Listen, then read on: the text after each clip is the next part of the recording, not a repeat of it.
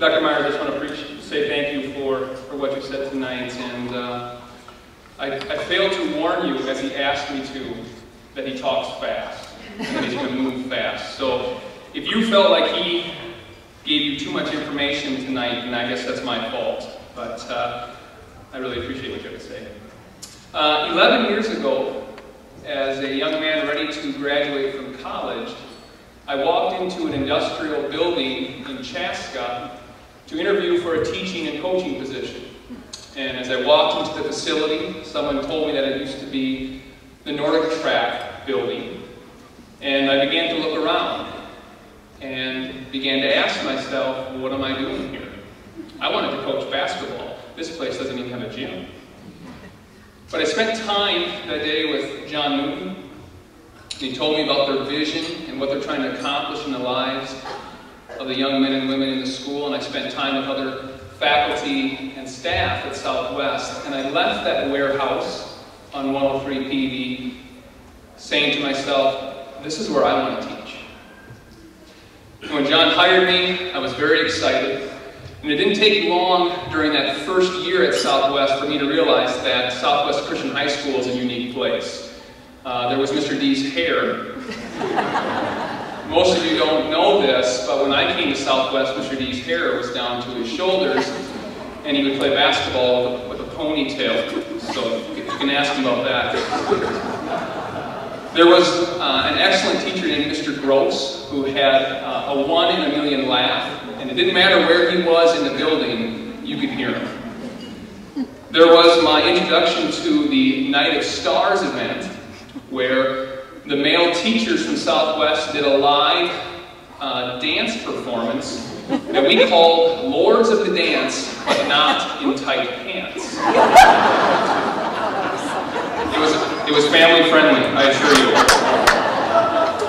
And there are more memories that I could bring up right now about my years at Southwest, but I want you to know that that first year, the things that struck me most was the commitment I saw in the school's leadership and in the teachers and in the parent body to training young people to think and act like Jesus. I had spent every moment of my educational career in Christian schools, good schools, and I value the education that I got. But I had never experienced a community that was so intentional about following Christ's command to love God with your whole being and your neighbor as yourself. I had never worked with people who had such high expectations of what God could do in the lives and through the lives of young people. I had never worked in a community so focused on raising up disciples. And it was for those reasons that I quickly grew to love Southwest. And I know that's true for a lot of you here tonight. And I feel blessed to this day that God brought me to serve Him there. And now I'm humbled to be the person on the stage tonight to talk to you about what we believe God is going to do in and through Southwest for the next 5, 10, 50 years from now. In a moment, I'm going to give you an exciting update on the progress we're making in the construction of our new campus. There'll be pictures, images. Many of you have probably driven out to the site, maybe even recently, and seen what's going on out there. But it's important that all of you know that tonight is less about a building and much more about a bold vision that a community of believers has for a Christian school. Those who founded the school were fond of saying that it's not the box, but it's what's in the box that really matters. Well, God's paving a way for a new box at Southwest Christian High School. But I assure you, Southwest Christian High School will always be about what's happening inside the box. Jeanette in the video mentioned that at times she felt like Southwest was the Israelites wandering in the desert. Not that Southwest at that time didn't have purpose, but where was the permanent home going to be? And many of you, most all of you, have participated in some way in that journey. At times it has felt long. Certainly we have gone down roads that we didn't choose for ourselves. But looking back, God has been faithful year after year. And His recent faithfulness has us owning 29 acres in Chaska, that 3 years ago we were close to buying for twice as much money. We've been blessed by individuals who firmly believe in our mission and vision as a school and have stepped forward financially to make getting this project started a reality. We have been blessed to sell in a difficult market one of our properties and currently are experiencing some strong interest in our current school building. We believe God is moving, and therefore we have stepped forward in faith. And again, before I talk to you about the project, the building, the cost, the timeline, I want to share with you guys what we believe we can do, better said, God can do through us to increase our impact on the lives of students for God's glory. Dr. Myers so clearly articulated the urgent need for the training of young people in a biblical worldview. And I also appreciate the research that he and Summit Ministries is doing to show that this training works. It makes a difference. And I, like Dr. Myers, and the leadership and the staff at Southwest, like Dr. Myers, believe that young people who have been transformed by the truth of God's Word will then go and transform culture. In many ways, Southwest is still a very young school. All of our alumni put together don't even come close to equaling one single graduating class from Minnetonka or Eden Prairie or Chaska High School. And yet, as we heard tonight, one small school committed to a vision of equipping young men and women to shape culture for God's glory and purposes can make a huge difference. So as we look to the future, Southwest's goal is to be a leader in Christian secondary education in the Twin Cities area and in the state of Minnesota. Not so that we can say we're number one, or that we can increase our notoriety, it's a tough word to say, but instead that we can do our part to equip this generation and generations to come to meet the challenges that they're facing.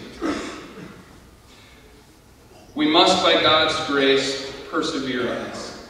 And so in being a leader in Christian education, our first and foremost priority is to maintain 100% commitment to our current mission and vision, the same mission and vision that you heard about in the video that started this school called Southwest Christian High School.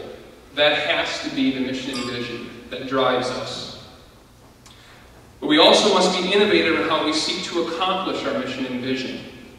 We must actively and wisely respond to the numerous challenges and opportunities that are facing Christian schools and Christian young people. I don't think it's news to any of you that the way education is done is changing. And the challenges that our kids are facing and are going to face are different and more significant than the challenges that you and I faced when we were their age. So we must actively and wisely respond to these challenges and recognize that in these challenges there are opportunities. And so when thinking of these challenges and opportunities, the leadership of the school has spent a lot of time planning, discussing, dreaming, and praying about what Southwest could do, what would be our response. And out of this, we've come up with a number of initiatives that I want to highlight to you tonight that we will roll out in phases during the upcoming years. So for a moment, if you could just imagine with me, I want to highlight some of these initiatives. Imagine young men and women graduating from Southwest already possessing developed leadership skills and a clear vision and understanding of how God can use them as a servant leader. To accomplish this, to better equip our students to go out and be influencers for God's kingdom, we're committed to develop a comprehensive leadership program and curriculum. I want our students to be mentored by some of the best leaders in the Twin Cities area. leaders of ministry, leaders of business, law, politics, and other professions. And I know in talking to just a few of these individuals that that's something they're very excited to get involved with. Imagine a group of young people who finish high school already having a distinctly Christian perspective on wealth creation and stewardship. To equip our students to bring the peace, love, and truth of Christ into the world of business and economics, we are going to add an entrepreneurial program to our curriculum, giving students an opportunity to experience what it takes to start a business and run a business, and then how do we connect those profits from a business to local social justice opportunities. Think about Southwest graduates on their college campuses and their future careers skillfully and intelligently representing Christ in a culture and at a time when advancements in science, medicine, and technology are changing our society at unprecedented levels. You're going to see ways to collaborate both on and off of our new campus with local industry and professionals in the fields of medicine, science, and technology, offering our students real-world experiences so that they will be prepared, they will be equipped to become godly influencers in these very important parts of our society. We're talking to colleges right now about exciting partnerships on our campus that would allow our students to increasingly get more and more college credits simply by taking Southwest courses. Today, Dr. Myers spoke to our student body, and our vision is that we will continue to host seminars, conferences featuring premier Christian minds from across the nation and allow them to enrich and develop our students' biblical worldview. And technology should allow us to partner with other Christian schools so they can also participate in these excellent opportunities. Our long-term vision for our campus includes building a performing arts center for our concerts and stage productions, but also a place where members of the community could gather because they love the arts, and it could be a hub, and it could allow us to have a bigger impact on the broader community. Finally, we believe that the dramatic impact of technology on education will provide Southwest opportunities to expand our reach by partnering with other schools, organizations like Summit Ministries, and families to expand our reach of our biblical worldview curriculum and instruction in places that in the state of Minnesota have little or no access to this type of education. The possibilities in this area are exciting.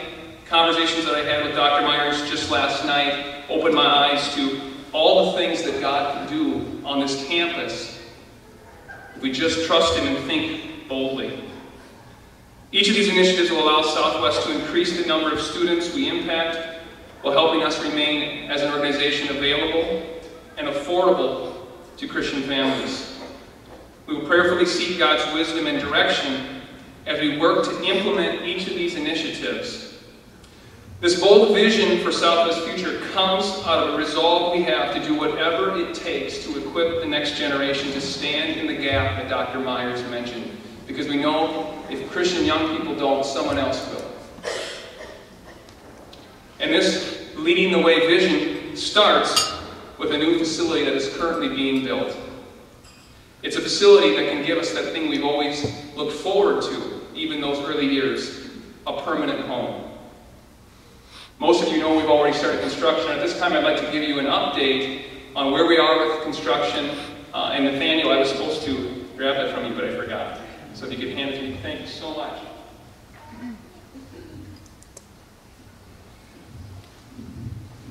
Many of you have seen this, and by the way, a lot of this information is contained in this vision booklet that you all have received.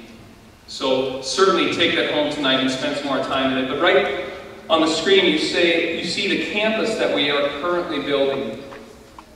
The 60-some thousand square foot facility that will allow us to teach up to 350 students, along with the 3 soccer fields that are shown there.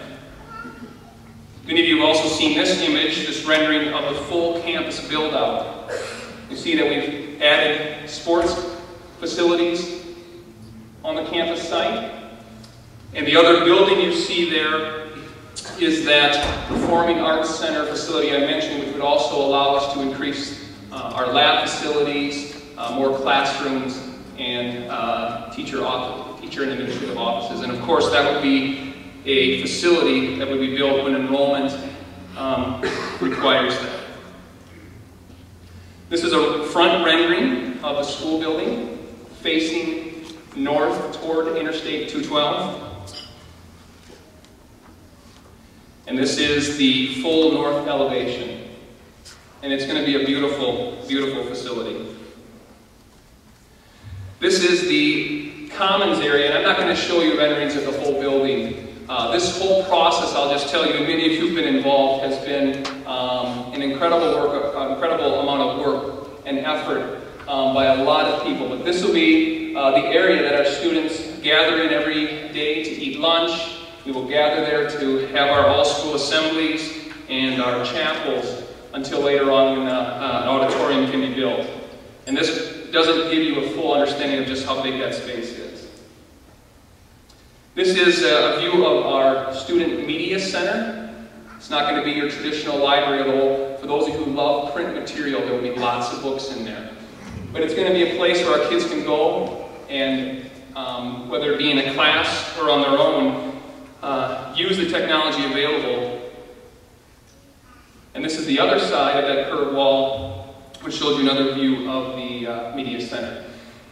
And I would imagine for many of you, including myself, Mr. Longnecker, probably more than anybody, our athletic director, this is a rendering that is very exciting. And that shows you the gymnasium with the bleachers and how people will come in to the gym from the top level. Now I want to show you a couple images of the project to date. This image was taken the day after we closed in July. And this work right here was done over 3 days last week. You can see the steel coming out of the ground and the building is starting to take shape. So it's very exciting, and we are on plan. There's members of the Boss Art team. Appreciate you guys coming. They won't stand up and correct me if I'm not correct here. I'm sure I am. That we're on plan to open as scheduled in September of this upcoming year. So this is very exciting. I want to spend a little time showing you the cost of the project. If you look at the first slide there, phase one includes the purchase of the land, site development, the building construction, professional fees and permits, FF&E, contingency fund, 1 year's worth of operation support, $250,000. That is our annual fund. We will not be having an annual fund this fiscal year. That will be a part of the campaign. And then the development costs that are involved in raising the money. And together, that number you see there is $13,980,000. On the right side, if you look at the sources, we're a long ways already, and we feel blessed to be in this position. We have roughly 65% of the monies accounted for. One of our properties that I mentioned has sold. We closed on it a couple of months ago. The other property is still for sale, and we're estimating that we're going to be able to bring $3.3 million from those properties into the project.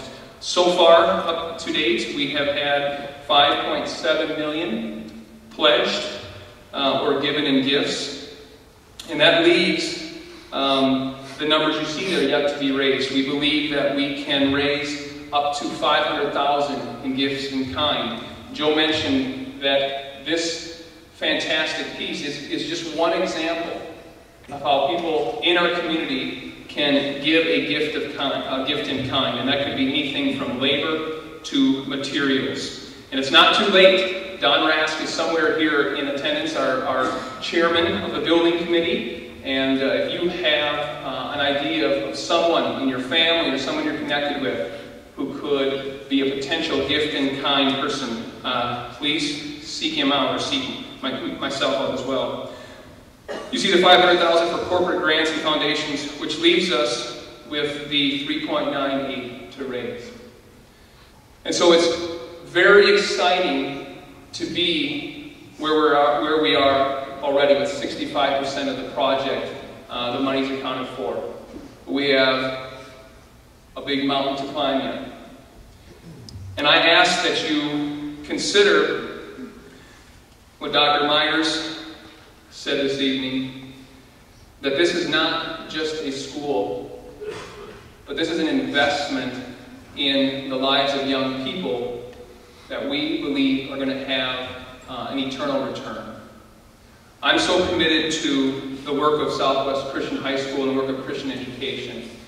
And I ask that you guys prayerfully consider your role as supporters and investors in our mission and in our vision. This is a giving chart that we put together. Many of you have participated in capital campaigns before. You've seen these charts previously. It's our roadmap of how we can get there. And we would ask all of you to consider your place and how God has blessed you and what He's put on your heart. And this giving chart is in your vision booklet, so you can consult that again. And finally, I want to just give you an idea of how you can make a gift. There is a pledge card. If you open up to the very back of the booklet, there's a pledge card in an envelope that if you came this evening ready to make your pledge tonight, you can do that. And every single table has one of these envelopes on it. And after making your pledge, you can simply put the pledge card in the envelope, and we would appreciate that. But if you desire to take the pledge card home and prayerfully consider this opportunity, talk to your spouse, then I would encourage you to do that. And I would also encourage you to consider other people that you know that would want to hear our mission and vision. People that you know would want to invest in something that is going to change the lives of young people and hopefully the culture we live in. Please let us know who those people are so we can sit down with them and share our bold vision for Southwest's future as well. Let me close again by thanking you for coming tonight. And I want to highlight the fact that the legacy we build on is a legacy that those founding families and school leaders gave to us because they believed that that was God's call on them. The legacy you all can invest in is not simply a building. The brick and mortar are very important, and we need that space, but the legacy is a legacy of changed lives. And I just ask that you guys would prayerfully consider your role in that.